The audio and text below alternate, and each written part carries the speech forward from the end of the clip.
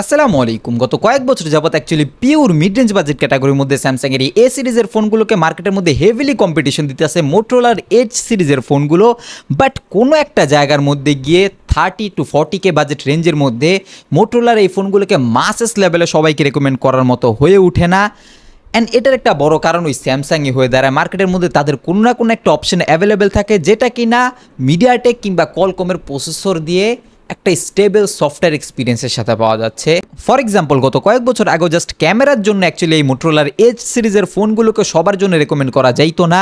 But Samsung এর এই সিরিজের ফোনগুলো কিংবা ফ্যান এডিশনের ফোনগুলো actually better camera output provide করার জন্য মার্কেটের মধ্যে হেভিলি জনপ্রিয় থাকতো। বাট পুরো সময় অ্যাকচুয়ালি অনেকটা চেঞ্জ হয়ে আসছে।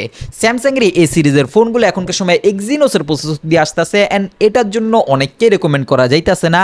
অ্যান্ড ক্যামেরা 6 মাস পর কীরকম হইবে এটা নিয়েও সন্দেহ। আর এর থেকেও বড় বিষয় মোটরোলার এইচ সিরিজের ফোনগুলোর ক্যামেরা বেশ বেটার হয়েছে। এখন মোটো H50 Pro কিংবা H50-র জন্য ওপিনিয়নটা ডিফারেন্ট হইল।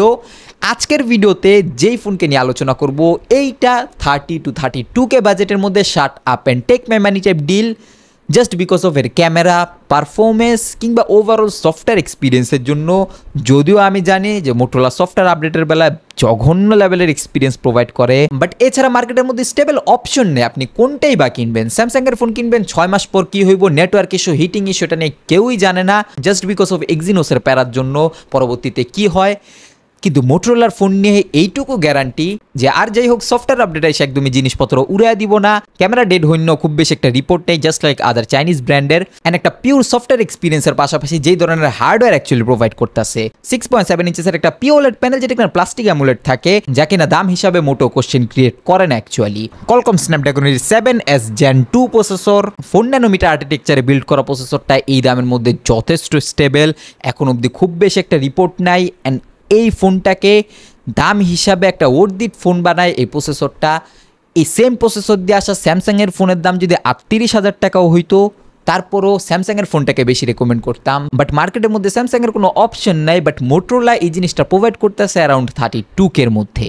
Just imagine.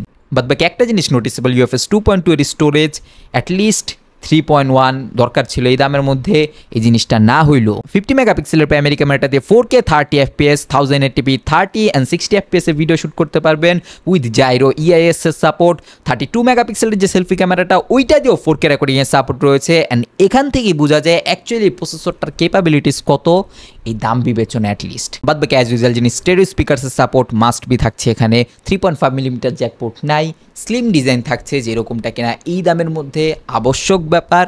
অ্যান্ড জাস্ট শুধুমাত্র ক্যামেরা পারফরমেন্স ডিসপ্লের দিক দিয়েও না কিংবা ডিজাইনের দিক দিয়েও না, 5000 mAh যে ব্যাটারিটা আছে ওটাকে 68 ওয়াটের যে ফাস্ট চার্জিংয়ের সাপোর্ট দিতেছে out of the box charger. এটা পুরো একটা এক্সপিরিয়েন্সের মধ্যে একটা অলরাউন্ডার পারফরমেন্সের ছোঁয়া নিয়ে আসে, যেখানে কিনা চার্জিংও ফাস্ট, প্রসেসরও যথেষ্ট স্টেবল, ক্যামেরাও বেটার পাওয়া যেতেছে, যেটা নিয়ে সন্দেহ ছিল। অ্যান্ড এখানে 3 বছরের মেজর সফটওয়্যার আপডেটের প্রমিসেস থাকলেও যদি কমও আসে এটাই স্বাভাবিক, কেননা মোটরোলা সফটওয়্যার নিয়ে বহু অলস থাকে। সেটা হইল অ্যাটলিস্ট এই দামের মধ্যে যথেষ্ট অর্দিত ফোন। বাদ বাকি এই দামের মধ্যে এখন অবধি স্যামসাংয়ের অপশন না থাকার কারণে খুব বেশি একটা মার্কেটের মধ্যে অপশনের দিকে তাকানো যেতেছে না। নিচে কমেন্ট বক্সে আপনাদের এক্সপিরিয়েন্স জানাবেন রিসেন্ট টাইমসের মধ্যে মোটরোলার এজড ফোনগুলো অ্যাকচুয়ালি যারা কিনা পারচেস করছেন তাদের এক্সপিরিয়েন্স কীরকম। নিচে সাবস্ক্রাইব বাটন সাদা থাকলে এক ক্লিকে কালো করে বেল আইকনটাকে অল করে দিন। I will catch you guys in the next video. আল্লাহ হাফেজ।